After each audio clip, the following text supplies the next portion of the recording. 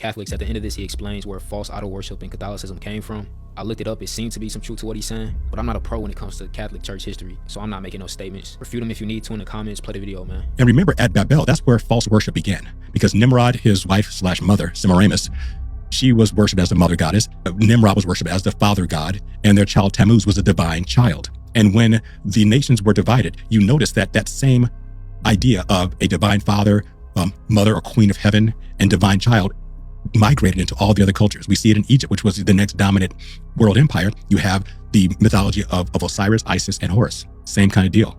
You take it to Mesopotamia. You have Ishtar or Astarte, who is also called the queen of heaven in the Bible.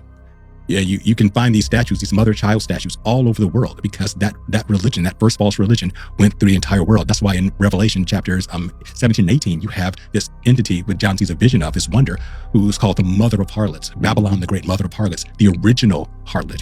That is, to a degree, Semiramis, but also all false religion, because all false religion began at Babel. And just to make all of your Catholic listeners upset, that say when Catholicism became a big thing after Constantine, he first legalized Christianity, and then his third successor, Theodosius, made Christianity the official religion of Rome under penalty of death. So all the pagans were forced to convert. You can't force a conversion. They were still pagans, but they pretended to be Christians, and they were called, and they were just, so you had churches flooded with unrepentant pagans who were causing a ruckus.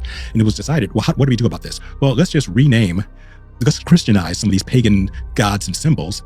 And so then that'll make it easier for them to transition to Christianity, and then we'll just phase it out. Well, never got phased out. So basically Christian names were just slapped on these entities, including the mother child, which is why you always see Mary with the baby Jesus.